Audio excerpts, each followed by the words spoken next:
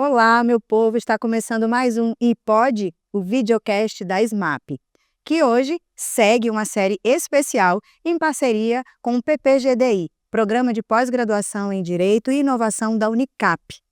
É um evento que está acontecendo na Unicap e vai durar 3 dias. Para este episódio, eu recebo aqui na mesa colorida a professora doutora Gabriela Pessoa, ela que é doutora em Direito pela Universidade Federal do Rio Grande do Sul, professora do Centro Universitário Cristos, advogada, idealizadora do projeto Mirante, consultora acadêmica, ex-coordenadora do Núcleo de Prática Jurídica do Centro Universitário Estácio do Ceará, na Unidade Centro. É também professora de cursos de especialização em Direito Civil, Família e Sucessões e Direito Processual Civil. Professora Gabriela, seja muito bem-vinda à SMAP e à Recife, ao evento, né, e à nossa mesa colorida. Obrigada, Mônica, pelo convite da SMAP. Estou muito feliz de estar aqui nessa terra que eu amo, né? Minha família é daqui, eu sou de Fortaleza, né? Mas minha família é daqui, então agradecer demais o convite. A gente está muito feliz com sua presença aqui, viu?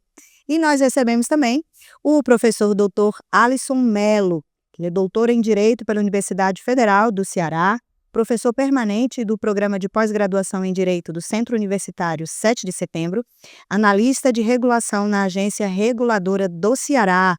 Professor Alisson, seja muito bem-vindo à SMAP, à Mesa Colorida e também ao Recife, né? Mais um cearense à nossa mesa hoje. Obrigado, Mônica. Queria agradecer à Unicap, né, e à SMAP também pela oportunidade de vir aqui conversar um pouquinho, né, sobre essa temática bem interessante do nosso podcast. É isso, o nosso tema hoje é inovação e governança digital, mas a gente vai dar uma passeada aqui nas outras nuances do direito e da tecnologia. Mas vamos começar explicando para o nosso público, professores, o que é governança digital? É só usar a tecnologia no governo ou tem algo mais profundo por aí? Essa pergunta é muito interessante, né? Quando se fala de governança digital, poucas pessoas entendem bem o que é que significa. Então, vou até pedir licença para falar um pouquinho, mas também evitar me estender muito. A governança ela é uma das dimensões da responsabilidade social. Ou seja, ela se preocupa, um dos eixos temáticos, né, que se preocupa com os processos de tomada de decisão. Então, a governança, ela vai observar como que, dentro de uma organização, as decisões são tomadas.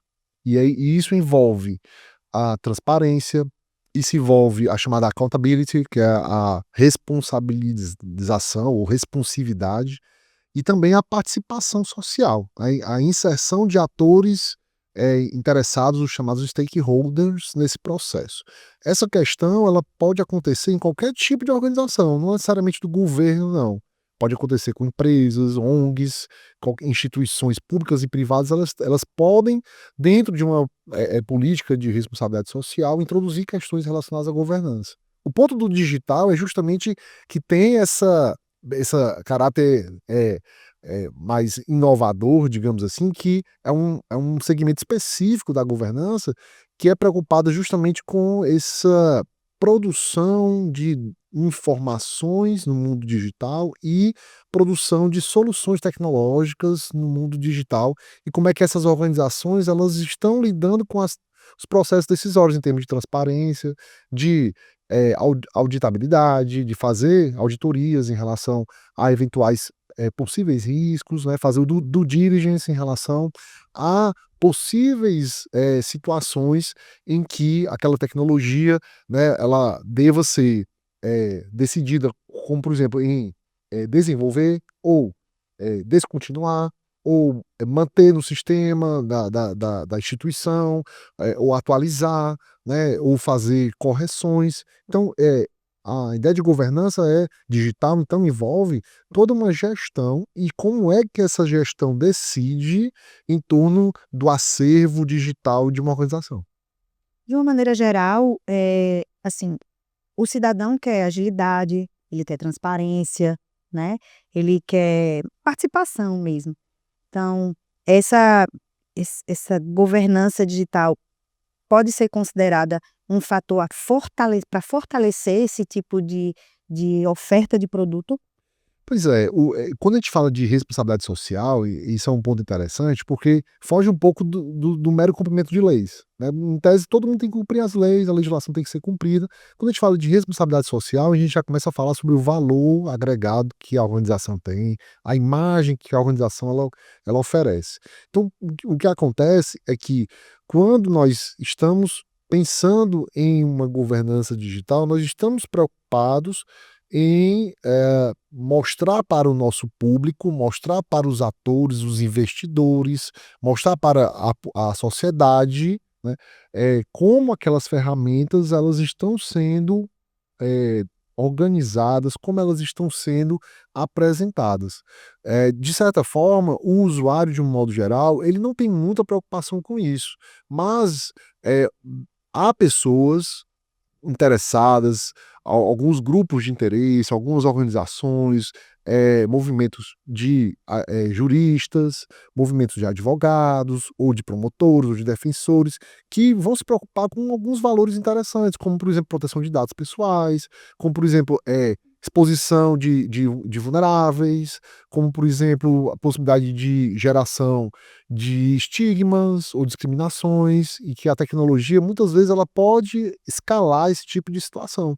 Então, a preocupação com governança reside justamente em resguardar todo esse conjunto de direitos e que podem ser afetados nas tomadas de decisão em relação ao uso de tecnologias. Então a gente pode ficar um pouco mais despreocupado com a possibilidade, por exemplo, do uso dessa tecnologia ser, digamos assim, tão avançado que vai deixar alguém para trás, alguém, tipo, não vai saber usar o que está sendo disponibilizado. O medo da exclusão, exclusão digital, né? Esse medo ele vai persistir, e ele pode, inclusive, ser levantado dentro do processo decisório, né, dentro das organizações, como é que elas vão decidir em relação a essa questão. Ter uma boa gestão, uma boa governança pode minimizar esse tipo de situação no uso dos aplicativos, né. Eu trabalho numa agência reguladora, por um tempo também fui chefe do setor de TI, e a gente desenvolvia produtos lá, principalmente no período da pandemia, né, foi quando eu trabalhei nesse setor, produtos que eram justamente visando alcançar aquele usuário, aquele cidadão que não podia sair de casa, né, estava por conta do lockdown, né, das medidas de restrição, e nós tínhamos uma preocupação em que o usuário tivesse uma interface, que pudesse permitir mais facilmente acessar aquilo ali. Mas então quer dizer que se teve governança, o nível de governança que nós tínhamos, ele era bem baixo. Quem tomava esse tipo de decisão era eu.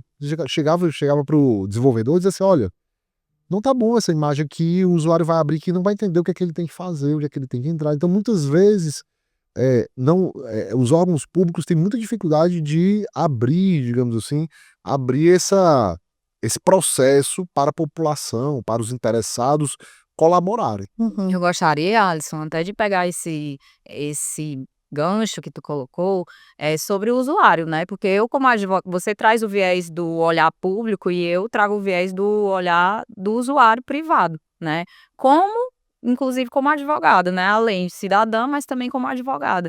E a preocupação que a gente tem em relação a essa questão, como é que a governança chega até a gente, né. Os advogados se preocupam muito com a questão do segredo de justiça, né, de como esses processos podem ou não ser acessíveis também às pessoas, porque a acessibilidade é uma preocupação nossa também.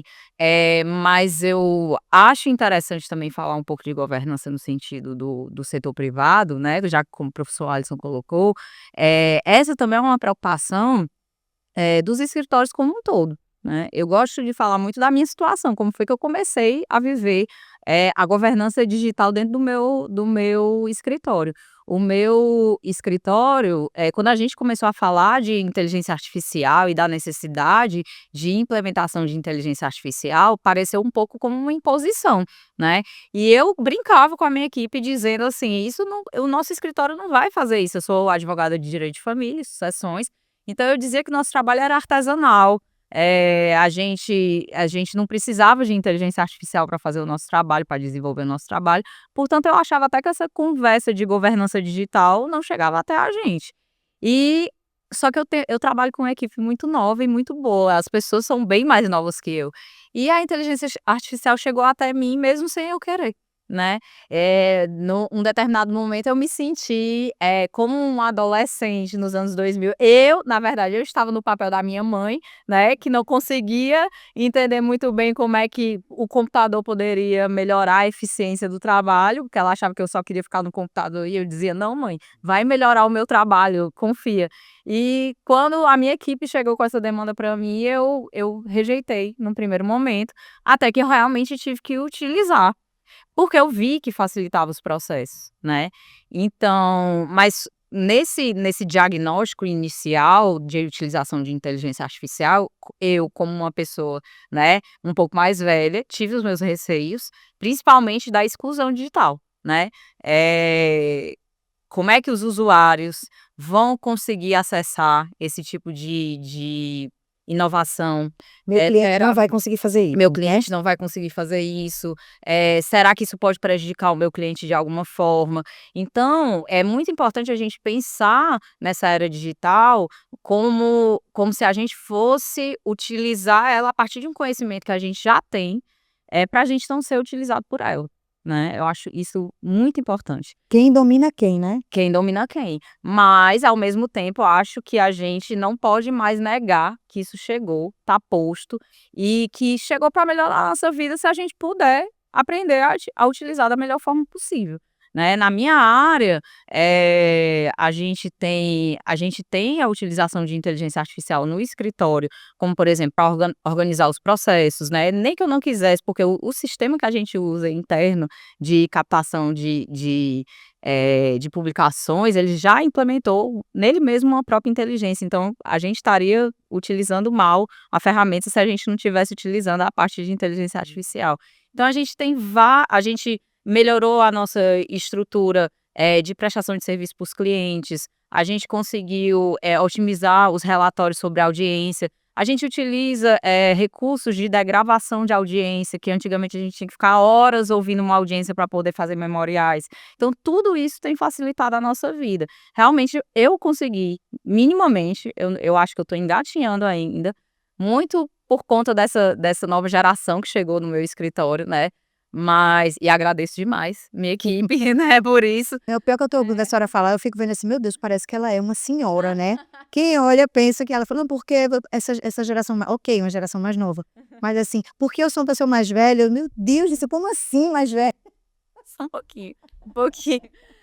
Mas enfim, e eu vejo que essa inteligência artificial veio para ajudar a gente mesmo, agora a gente precisa tomar cuidado, inclusive para proteger o nosso jurisdicionado, né. No direito a gente precisa pensar muito nisso, como não excluir, né, e utilizar a inteligência artificial e a governança que a gente vai implementar nos nossos escritórios para trazer um trabalho melhor, e não um trabalho robotizado, porque a interferência do ser humano é ponto crucial nisso, né. Não dá para excluir o ser humano da equação. No primeiro episódio dessa série, o professor Caio Lapa largou aqui uma frase pra gente, sabe, que depois que ele falou isso, ficou aquele silêncio, assim, né.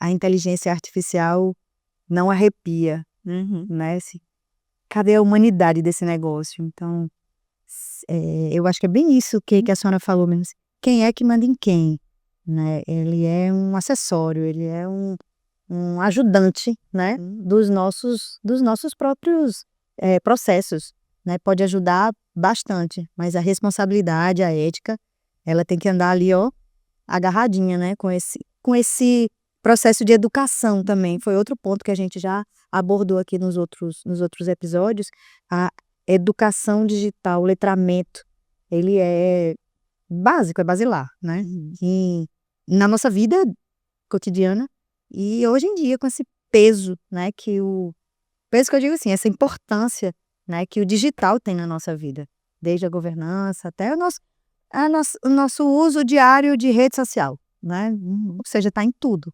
Sim. Você quer falar? Não, eu ia fazer só uma observação, né, de que vocês, podem perceber que hoje, quando a gente vai analisar tanto empresas como setor público, existe uma cultura e também uma reatividade a esse processo de governança.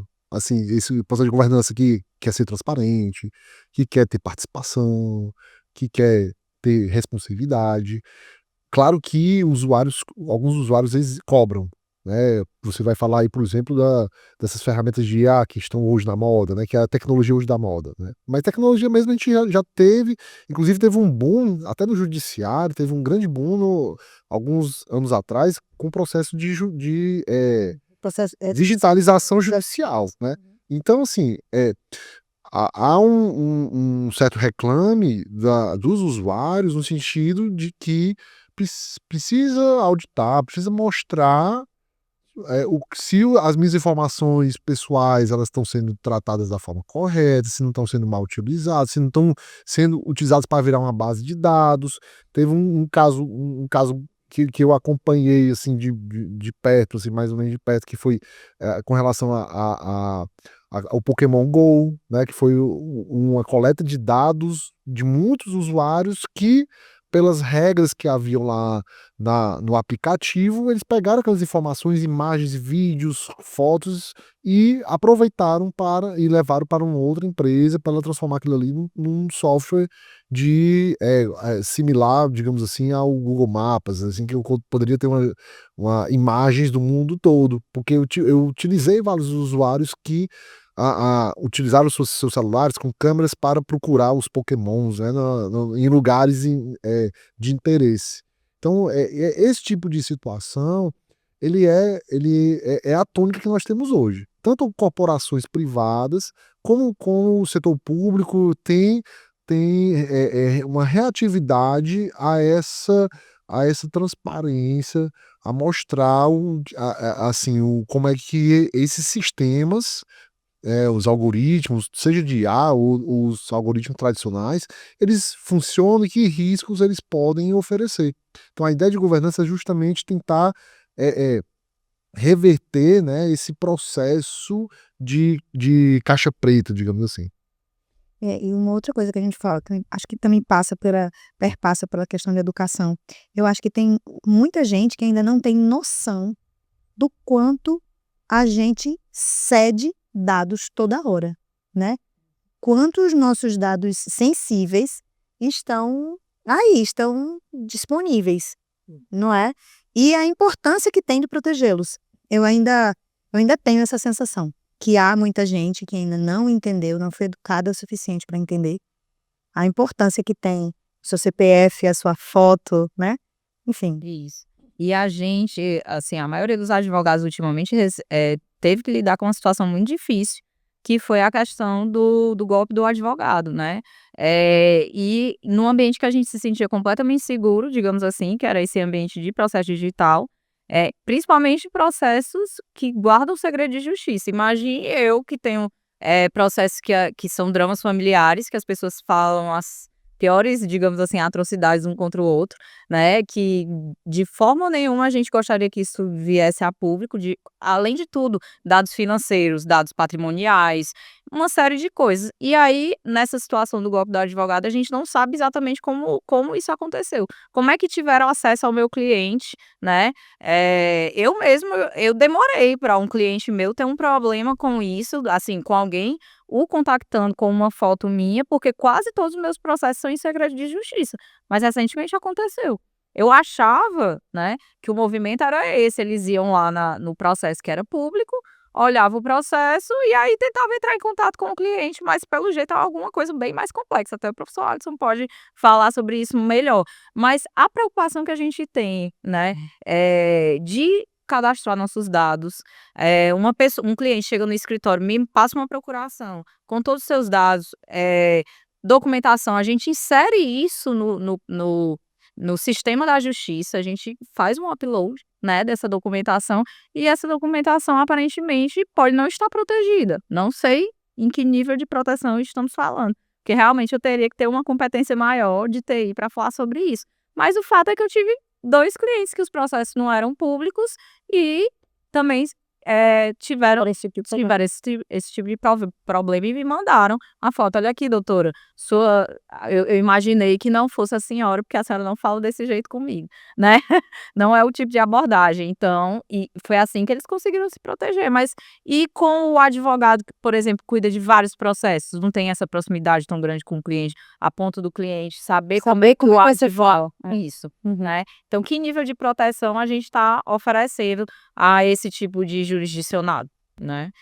O professor Alisson deve ter uma opinião mais fundamentada sobre essa questão. O que eu vou falar, assim, eu ia falar uma coisa, eu vou acabar falando duas.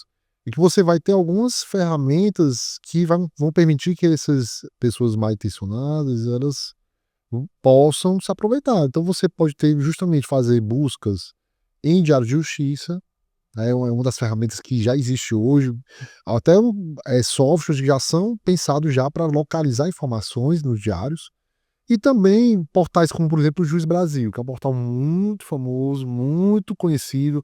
Hoje, inclusive, parece que hoje ele é uma empresa privada, mas parece que hoje todo o judiciário agora alimenta do próprio Juiz Brasil como base, talvez a maior base de dados judiciais do Brasil hoje seja, né, esse portal. E, inclusive, o próprio Juiz Brasil, ele teve que passar por esse processo e isso envolve também nosso tema de governança digital, de anonimização dos dados, mas muitas vezes é difícil de fazer esse controle de anonimização, de não identificar quem é a pessoa, porque às vezes a sentença, aquele acordo, no teor da decisão, às vezes aparece o nome da pessoa, aparece um sobrenome solto no meio da decisão, aparece alguma informação que pode ser caracterizado como um dado pessoal, né, que permite identificar a pessoa. Pode ter questões de dados sensíveis e uma pessoa mal intencionada, mas bem instruída, ela consegue coletar essas informações e montar um perfil, perfilar, né, o alvo, né, digamos assim, do esquema.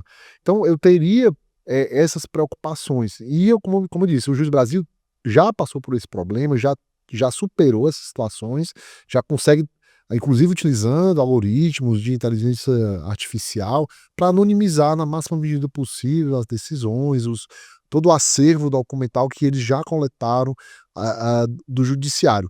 Que aí, como eu disse, isso leva também a um segundo ponto, que é justamente o fato de que tem crescido uma certa banalização dos dados, Uhum. e o judiciário também passa a refletir isso na jurisprudência com relação à responsabilidade civil pelo uso dos dados.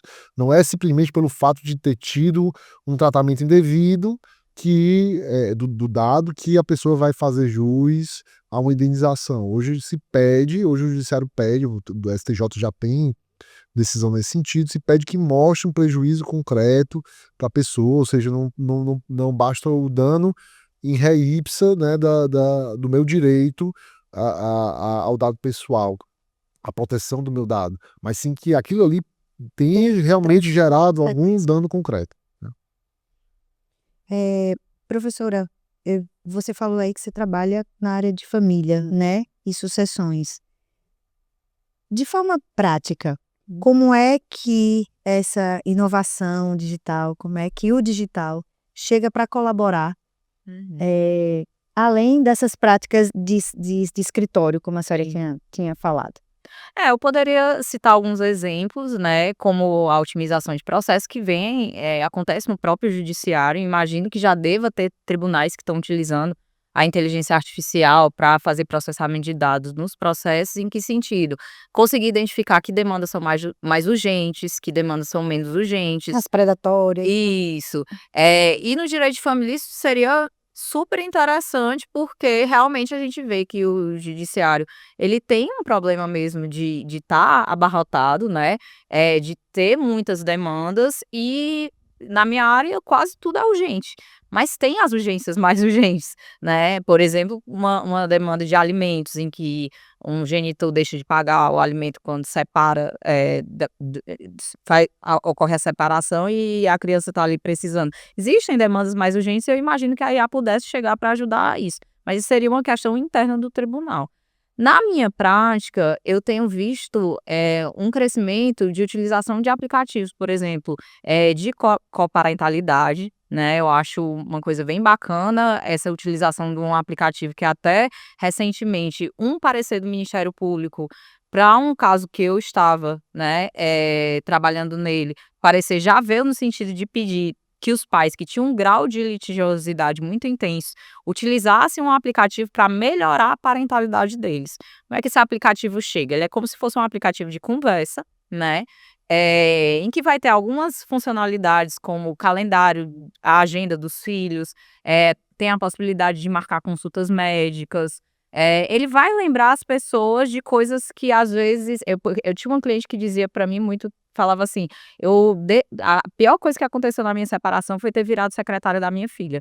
Porque ela precisava saber todos os horários para passar para o pai, que quando estava no contexto de casa, todo mundo conversava sobre o assunto, né? Então, esse aplicativo melhora isso, porque se a pessoa. E obriga o contato, E né, obriga entre o os pais. contato. E, além de tudo, aplicativos mais modernos, né, nesse contexto, digamos assim, voltando, né, esse parecer do Ministério Público não obrigou, né, mas sugeriu que esses pais utilizassem esse tipo de aplicativo de conversa que tem essas funcionalidades. Esse aplicativo é brasileiro.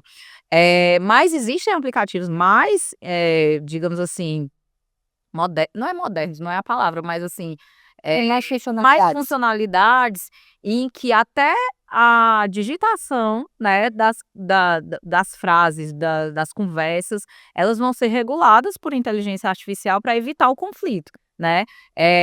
O que isso quer dizer? O aplicativo ele parte de um paradigma de cultura de paz. Então, se a pessoa está exaltada porque o outro atrasou, por exemplo, 10 minutos, né, vai digitar aquela mensagem com muita raiva, indignada.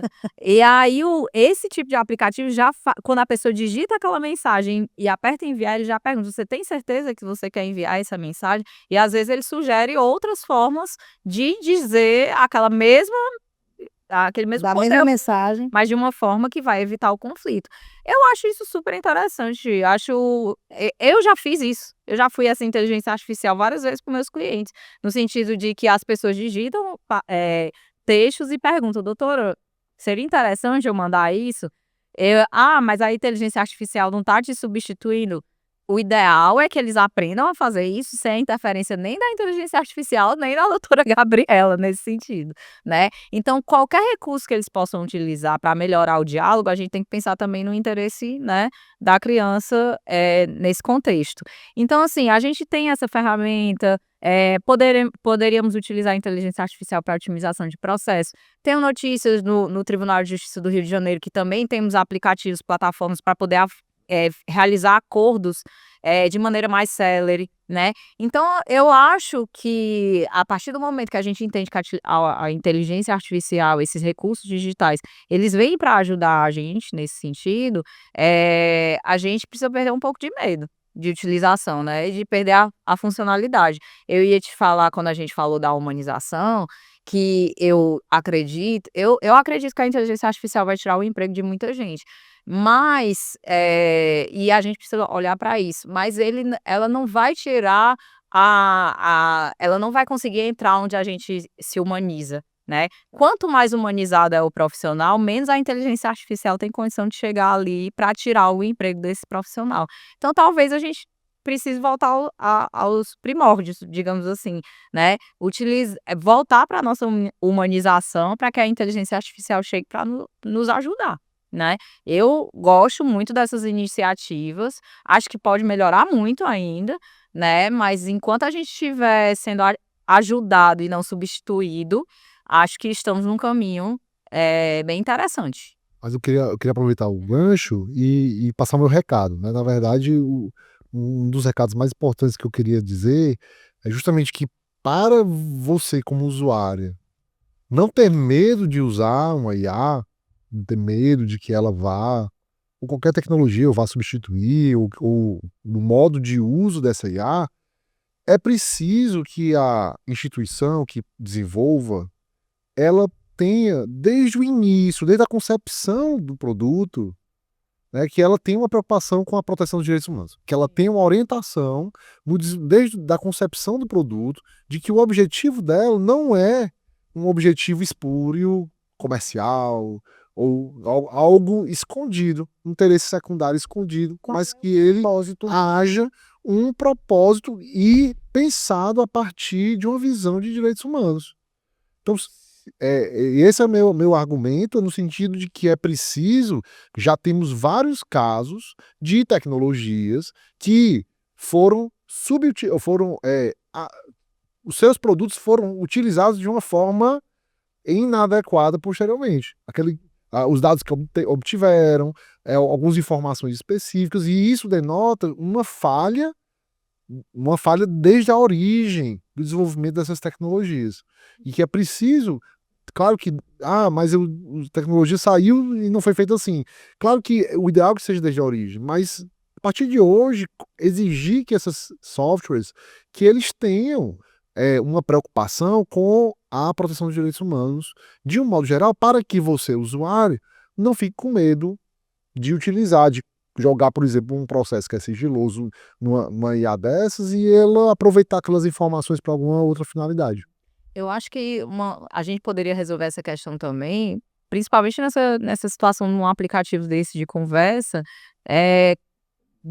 para parentalidade positiva, se a própria ferramenta fosse oferecida pelos nossos tribunais, né?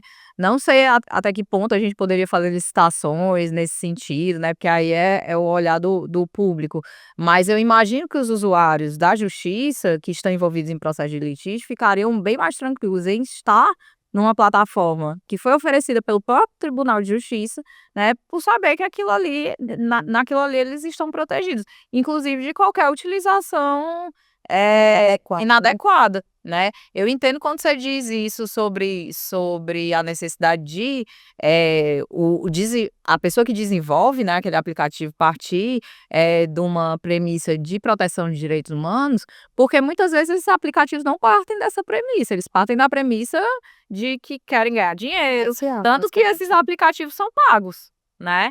Então, talvez se a gente conseguisse tornar isso, né, institucionalizar de alguma forma esse tipo de utilização da IA, talvez os usuários, além de se sentirem mais protegidos, também se sentiriam mais inseridos no sistema, né? Porque hoje em dia todo mundo utiliza um aplicativo de WhatsApp com maior tranquilidade, né? Então, assim, se ele soubesse que é o Tribunal de Justiça que está oferecendo esse tipo de funcionalidade, talvez a gente tivesse mais segurança em oferecer para os nossos clientes, assim, vamos lá, ou para os usuários, né, melhor dizendo. Se vocês pudessem imaginar o Brasil ideal, em termos de inovação e também de governança digital, como seria daqui 10 anos? Como seria o Brasil em 2035? Em poucas palavras? A gente consegue? Não, eu gostaria de ter mais eficiência, né? Eu gostaria que essas inovações digitais viessem para dar mais eficiência no tratamento dos processos, sem tirar a humanização. Acho que o elemento do ser humano é essencial, mas se a gente precisa trabalhar a inteligência artificial para dar eficiência para que as pessoas não sofram tanto nos processos. Eu vivo uma realidade de muito sofrimento. As pessoas só chegam para mim em momento de sofrimento. Ou é divórcio ou é a morte de algum ente querido, né? Então, um processo rápido, célere, tranquilo, em que elas vão ter condição de acessar o sistema, vai diminuir muito o sofrimento. Que a dor fosse só da situação. Só da do situação e procedimento, não do né? procedimento, né? Então, eu gostaria de que daqui a 10 anos essa tecnologia chegasse para nos dar eficiência com humanidade.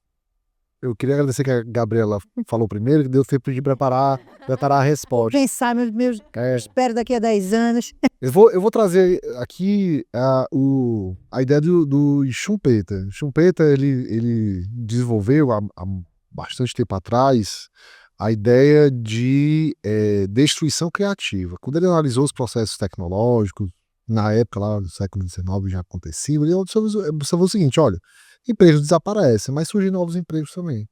Então, a tecnologia ela surge para transformar. a transformação, para quem perde o emprego, ela entende que é ruim, né? Mas é claro que ela vai abrir oportunidades. Então, tentando responder sua pergunta nesse sentido, existe uma versão apocalíptica, digamos assim, né, desse processo, que vai haver uma mudança do que é a advocacia, digamos assim, como entendemos hoje. Eu vou focar especificamente aqui no setor jurídico, né, em termos tecnológicos. As soluções de demandas hoje, elas vão, ou no futuro, elas vão ser cada vez menos humanas para a grande maioria das situações, que são situações de massa. Então, em litígio de massa, provavelmente você vai ter uma desumanização nesse processo. Ou seja, questões que já vão ter direcionamentos, propostas de acordo prévio, sem qualquer ser humano intervindo, né? Peticionamento automático no aplicativo que a pessoa já preenche alguns quesitos, já peticiona em pequenas causas padronizadas, o juiz virtual já decidindo, já sabe, olhando as circunstâncias do caso, ele já toma a decisão ali. Já pode ser um futuro possível, mas você ainda vai ter um cenário, alguns nichos em que há peculiaridades, há questões que muitas vezes o advogado quer mostrar que o caso do cliente não é um caso igual a qualquer outro caso. Então ainda vai haver, ainda vai ter essa advocacia mais artesanal, vou colocar assim, mas que é um artesanal que ele já é meio que ciborgue, né? Ele usa várias ferramentas para aquelas coisas que o advogado não precisa mais fazer. Como, por exemplo, montar o modelo da petição padrão, ou Relatório inicial. fazer o acompanhamento dos processos, pequenos despachos, pequenas respostas, responder o cliente atualizando informações sobre a situação do processo que nós já temos hoje, né? Inclusive, aqui se não me engano, aqui no Tribunal de Justiça de Pernambuco já tem experiência nesse sentido de vara que já tem um chatbot que ele fica respondendo às pessoas sobre a situação dos processos. Então, o futuro vai ser que, pelo menos eu vislumbro que vai continuar persistindo na advocacia, mas uma advocacia mais sábia, né, de mais sabedoria do que de inteligência, e a inteligência vai ficar para os algoritmos, né, fazendo esses produtos mais mecanizados. Eu adorei essa diferença, né, da advocacia sábia da inteligência, da inteligente. Gostei, anotei, hein. Professores, o papo tá bom, o papo tá ótimo, nosso tempo tá acabando. Vocês ainda não palestraram, né, no evento? Não, A participação de vocês ainda vai ser amanhã. isso. Tá, eu já ia dizer, e aí, como é que foi? Mas não posso perguntar como foi, mas posso perguntar o que é que vocês esperam, né? Afinal de contas, é um evento internacional, né? O professor Vinícius esteve aqui e falou, assim, da surpresa, da quantidade de material que chegou, né? Os artigos, enfim. E aí, qual a expectativa? Quer que eu fale primeiro? Minha gente, é muito engraçado como eles se entendem. Ele se entende, ela olha pra ele e fala, você quer falar, né? Aí você quer que eu fale primeiro, né? Tá. Muitos anos já de debate, né? Mas, assim, eu sempre... Não, de debate, não é discussão, debate. Eu sempre gosto de vir para evento, assim, apesar de que eu dou palestra, eu gosto de vir para aprender, né? Então, a minha expectativa é principalmente num campo desse tão vasto, né? De trocar experiência com outras pessoas que estão da mesma forma que eu, né? Chegando talvez com a advocacia que já estava consolidada ou com qualquer outro tipo de trabalho no campo jurídico já bastante consolidado e precisando se reinventar. E isso não necessariamente é ruim. E eu estou muito ansiosa para ouvir tudo que vai acontecer nesse evento, aprender com os meus colegas e, quem sabe, passar um pouquinho também da minha experiência, né, até agora com a inovação e a tecnologia. Eu vou só complementar, na verdade, eu não quero fazer nenhuma adendo específica a isso, mas queria fazer esse registro de termos, né, do orgulho de termos trazido aqui para o Nordeste. É um evento da dimensão que é esse evento, esse encontro internacional, para tratar desses temas temas que são muito discutidos no Sul-Sudeste. São eventos que acontecem muito no eixo Sul-Sudeste, eventualmente Centro-Oeste, também Brasília, mas é um orgulho particular de colaborar aqui com a Unicap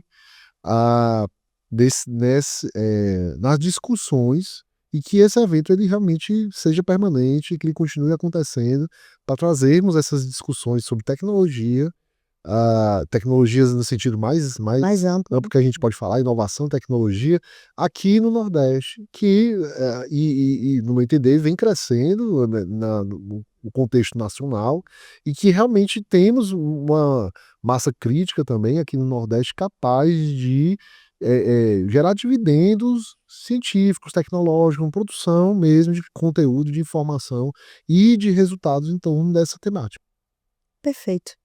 Professora Gabriela, professor Alisson, muito grata pela presença de vocês. Obrigada por terem disponibilizado seu tempo, terem vindo dividir aqui com a gente e inspirar também, né? E dar esse monte de recadinho de amor que vocês deram. Que eu costumo dizer que o iPod é um papo bom e útil, cheio de recadinhos de amor. E eu acho que a gente soltou muitos aqui, né? Então, muito grata mais uma vez. E a vocês que nos acompanham aqui nessa série, já já tem outro episódio para vocês, hein? Um grande cheiro para todos e até lá.